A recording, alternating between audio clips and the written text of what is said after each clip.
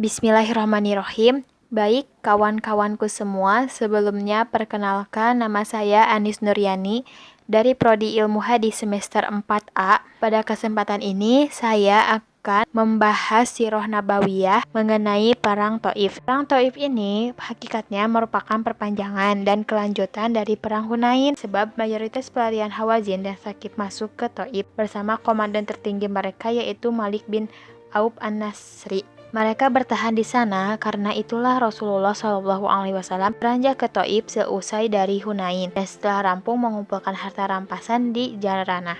Pada saat itu, Khalid bin Walid berangkat terlebih dahulu ke Taif bersama 1000 prajurit. Kemudian Rasulullah SAW menyusul ke sana dengan melewati Nahlah al-Yamaniyah, Qarnut Manazil hingga tiba di Liyah. Di sana terdapat benteng milik Malik bin Auf. Beliau pun memerintahkan untuk menghancurkan benteng tersebut. Kemudian beliau pun melanjutkan perjalanan hingga tiba di Taif. Setibanya di Taif dan tak jauh dari benteng dan kubu mereka, beliau memerintahkan untuk mengepung benteng tersebut. Nah, mengenai pengepungan ini terdapat beberapa pendapat mengenai lamanya pengepungan. Menurut Muslim dari riwayat Anas, pengepungan ini terjadi selama 40 hari. Tetapi menurut para sejarawan ada yang mengatakan 20 hari, 18 hari, 15 hari, dan 10 hari. Pada awal pengepungan, orang-orang Muslim mendapat serangan anak panah secara gencar. Cukup banyak orang Muslim yang cedera, ada 12 orang yang meninggal dunia. Hal ini memaksa mereka mengalihkan kubu ke tempat yang lebih tinggi, tepatnya di tempat didirikannya Masjid Taif saat ini. Mereka pun bermarkas di sana. Sebagian bagian dari siasat perang Rasulullah SAW memerintahkan untuk menebangi pohon anggur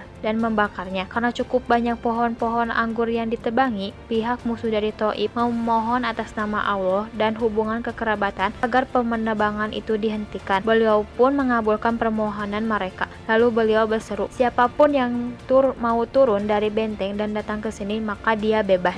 Dari itu, ada 20 orang yang turun dari benteng dan mendatangi pasukan muslimin. Di antara mereka, ada yang dijuluki Abu Bakrah. Pekerjaannya memanjat dinding benteng Taif lalu menjulurkan ke rekan bundar untuk mengambil air minum. Maka beliau menjulukinya Abu Bakrah, tukang kerak. Beliau membebaskannya dan setiap orang di antara mereka diserahkan kepada seorang muslim untuk diberi makan. Setelah pengepungan berjalan sekian lama dan benteng tidak mudah ditaklukkan begitu saja, sementara musuh masih bisa bertahan di dalam benteng selama setahun, maka Rasulullah SAW meminta pendapat Naufal bin Muawiyah ad-Dili. Dia berkata, mereka adalah rubah di dalam lubang. Jika engkau tetap mengepung mereka pun, mereka akan bertahan. Jika engkau tinggalkan mereka, mereka pun tidak akan berbahaya. Oleh karena itu, ia berpendapat bahwa pengepungan ini akan meminta waktu yang panjang. Sedang pasukannya sudah mau pulang akan membagi-bagikan barang rampasan perang yang sudah mereka peroleh. Kalau diminta supaya mereka tetap tinggal juga, mungkin mereka akan kehilangan kesabaran. Di samping itu, bulan suci pun sudah dekat pula dengan perang, dan perang tidak diperkenankan. Oleh karena itu,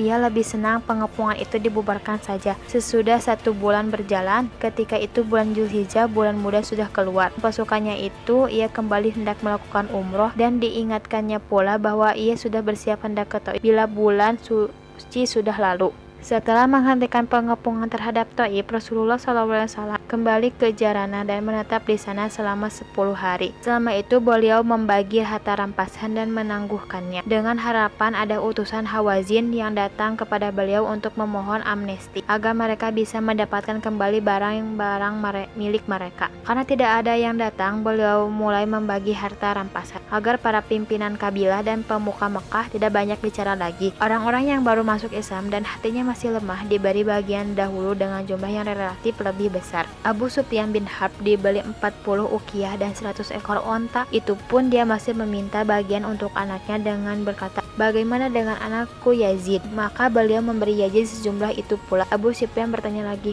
bagaimana dengan anakku Muawiyah? Maka beliau pun memberikan sejumlah itu pula. Beliau memberikan 100 ekor onta kepada Hakim bin Hizam, tetapi dia masih meminta 100 ekor lagi dan permintaannya ini pun dipenuhi.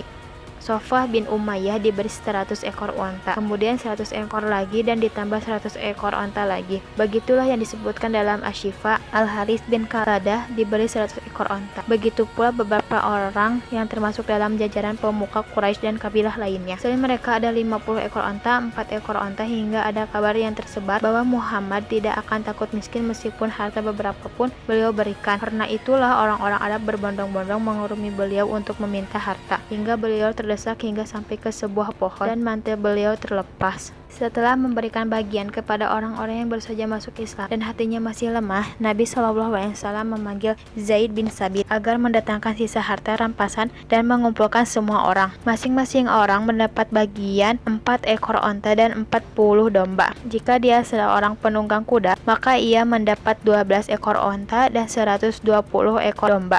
Pembagian ini didasarkan pada pertimbangan yang sangat matang dan bijaksana, sebab di dunia ini banyak orang yang bisa dihelak kepada kebenaran dan bukan dari akalnya. Sebagaimana binatang yang bisa digiring karena ada seikat dedaunan yang disodorkan ke dekat mulutnya hingga dia masuk ke kandangnya dengan aman. Begitu pula manusia yang membutuhkan variasi bujukan untuk menyusupkan iman.